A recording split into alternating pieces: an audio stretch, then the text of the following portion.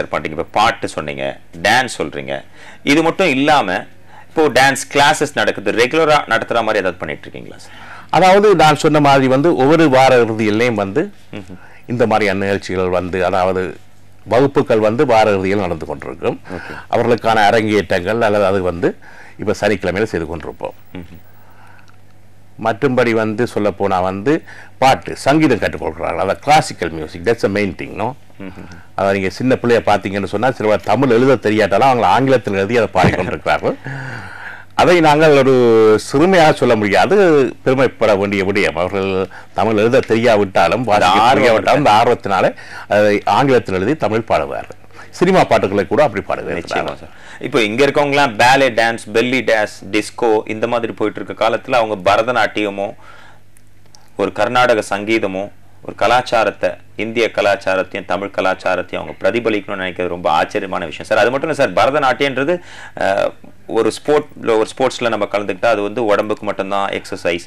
But Bharatanatyam பார்த்தீங்கன்னா முகம், facial எக்ஸ்பிரஷன்லேருந்து முகத்திலிருந்து கால் பாதம் வரைக்கும் எக்ஸசைஸ் அப்படின்னு சொல்லுவாங்க. அதனால தான் இந்த கலையை நம்ம ஒரு அச்சாரமாக கொண்டிருக்கோம்.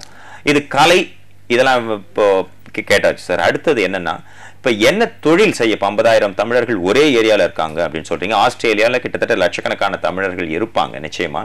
இவங்க என்ன ரீசனுக்காக சார் போறாங்க? ரொம்ப படிக்கிறதுக்காகவா, இல்லை ஒரு கம்பெனியில் ஜாயின் பண்ணி ஒர்க் பண்ணுறதுக்காகவா, இன்ஜினியர்ஸாவா, டாக்டர்ஸ் இந்த மாதிரி போகிறாங்களா, இல்லை பிஸ்னஸ் பர்சன் உங்களை மாதிரி ஒரு தொழிலதிபர் ஆகிறதுக்கு வராங்களா?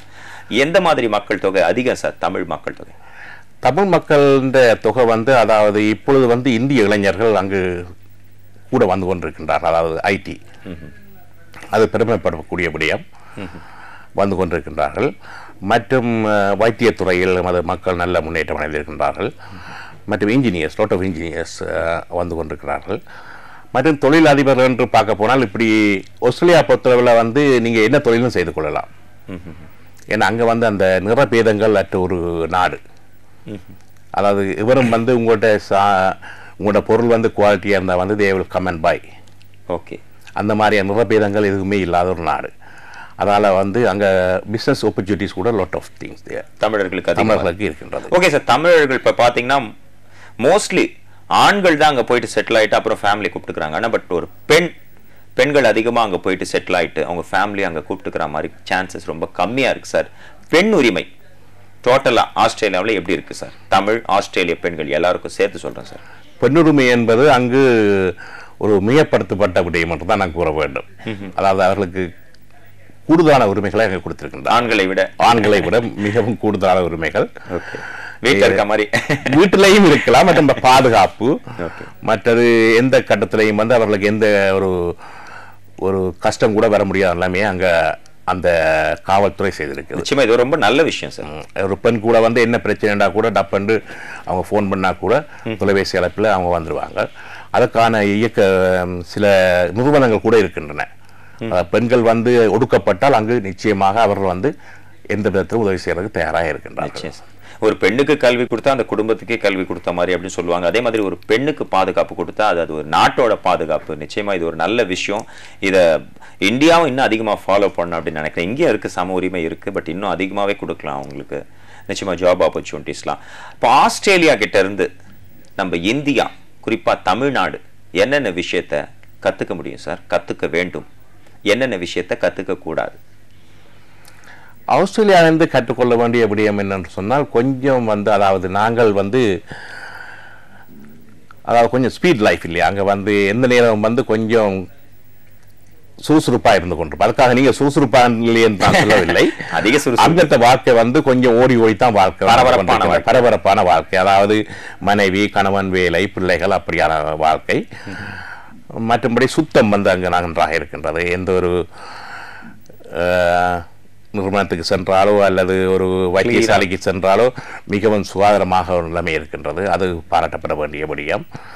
இவையெல்லாம் நிச்சயமாக இந்தியாவை நோக்கி நிச்சயமாக வந்துவிடும் இல்லையா? ஓகே, இப்போ ஒரு கேள்வி நம்ம நோக்கி வந்திருக்கு, தெரிஞ்சுக்கலாம் வாங்க நிகழ்ச்சி. வணக்கம், தெரிஞ்சுக்கலாம் வாங்க. Good evening sir. வணக்கம் சார். வணக்கம்மா, உங்க பேர் சொல்லுங்கம்மா.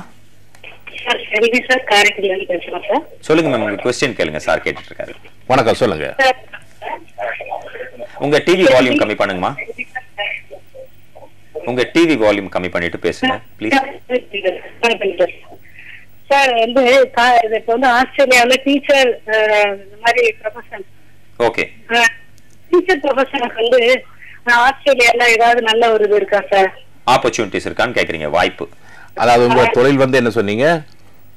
இல்ல அவங்க டீச்சரா, அவங்க ஆஸ்திரேலியால டீச்சிங் ப்ரொஃபஷனலா? அது வந்து உங்க தராதரத்தை பொறுத்து இருக்கின்றது. அதாவது நீங்கள் அதை வந்து செக் பண்ண. இப்ப வந்து எப்படி என்ன அவங்க வந்து ஒரு வருடம் வந்து ஸ்கில் மைக்ரன்ஸ் இருக்கிறாங்களா, அந்த லிஸ்ட்டை வந்து அப்கிரேட் பண்ணி கொண்டு போவாங்க.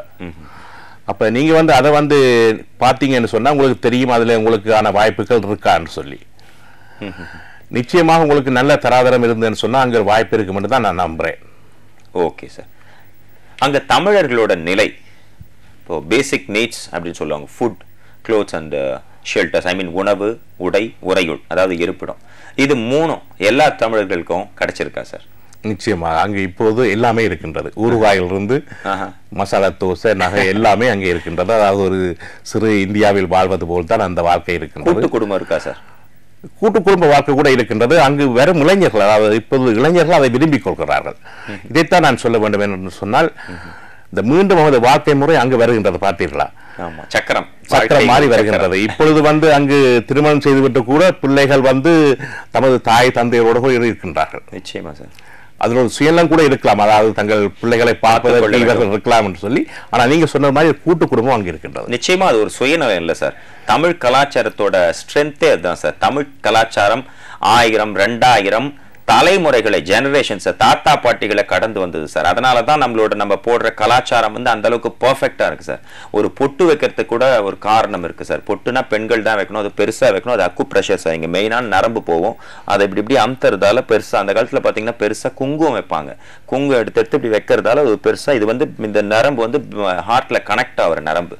அது அக்கு பிரஷர். ஒரு பைப்ல போற தண்ணியை பிடிச்சு விட்டா ஃபோர்ஸ் அடிக்கும். ஆமா, அவங்களுக்கு பிளட் லாஸ் இருக்கு மந்த்லி, அந்த ப்ராப்ளத்துக்காக. அண்ட் ஆம்பளைங்களுக்கு பட்டை வைப்பாங்க, இப்படி பட்டையா வைப்பாங்க. நம்ம இப்ப இப்படி வைக்காம பட்டையா வைப்பாங்க. ஏன்னா நம்மளோட கல்ச்சர் விவசாயம். அந்த காலத்துல முதல்ல வந்து தலையில நீர் கோத்துக்கும், தலைவலி வரும், இதை தடுக்கிறதுக்காக அந்த சாணத்துல இருந்து இது தயாரிச்சாங்க. பட் இப்ப ஏசி ரூம்ல பண்றவங்கள வைக்கிறாங்க, பொம்பளைங்க ஸ்டிக்கர் போட்டு வைக்கிறாங்க, ஸ்கின் டிசீஸ் ஆகுது. ஒரு கோலம் போடுறது கூட காலையில எழுந்து அது ஒரு தர்ம காரியம். எறும்புலாம் அரிசி மாவை சாப்பிடணும். ஒரு காக்காக்கு போறது மனுஷனுக்கு மட்டும் இல்ல, உயிரினங்களுக்கு ஹெல்ப் பண்ணணும். உயிரினங்களுக்கு ஹெல்ப் பண்ணாதான், ஒரு பறவைக்கு ஹெல்ப் பண்ணாதான் உங்க அப்பாவுக்கு நீ நெக்ஸ்ட் ஹெல்ப் பண்ற கூடிய இது வரும்.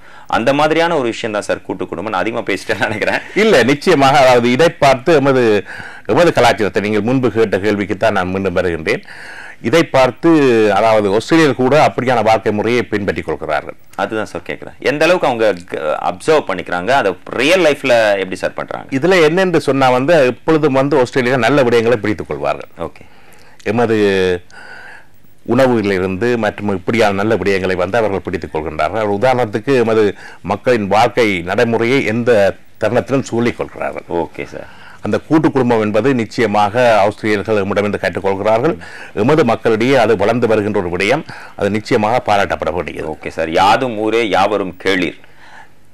நீங்க வந்து ஆஸ்திரேலியால இருந்தாலும் ஆஸ்திரேலியன்ஸை உங்க நண்பராகவும் ஒரு ரிலேஷனாகவும் நினைக்கிறீங்க. ஆனாலும் நம்ம தமிழ் கலாச்சாரத்தை, தமிழ் மொழியை, தமிழ் கலையை வளர்க்கணுன்ற உங்க ஆர்வம் உங்க ஆஸ்திரேலியால அதிக அளவு தொடரணும். உங்களை மாதிரி அட்லீஸ்ட் ஒரு 1000 பேராவது ஒவ்வொரு நாட்டிலையும் போயிட்டு தமிழை வளர்க்கணும். அப்பதான் தமிழ் வளரும் சார். இந்த நிகழ்ச்சிக்கு பணி தொடரும். நிச்சயமா இந்த நிகழ்ச்சிக்கு வந்ததுக்கு தமிழ் சார்பாகவும், கலைகள் சார்பாகவும், நேயர்கள் சார்பாகவும், எங்க டீம் தெரிஞ்சுக்கலாம் அங்க வாங்க சார்பாக உங்களுக்கு ரொம்ப நன்றி சார். நன்றி. இதை கேட்ட நேயர்களுக்கும் மற்றும் உங்களுக்கும் மற்றும் நமது ஜியா டிவி பிளஸ் இந்த டீம் ஒர்க்குக்கும் நமது நன்றியை தெரிவித்துக் கொள்கின்றோம். நன்றி. நன்றி சார். தமிழன் என்று சொல்லடா, தலை நிமிர்ந்து நில்லடா. இது தமிழ்நாட்டில் மட்டும் இல்ல, உலகத்துல வாழற எந்த மூலையில வாழற தமிழர்களுக்கும் இது பொருந்தும். நிச்சயமா தலை நிமிர்ந்து வாழ பிறந்தவர்கள் நாங்கள், தலைமுறை போற்ற பிறந்தவர்கள் நாம்.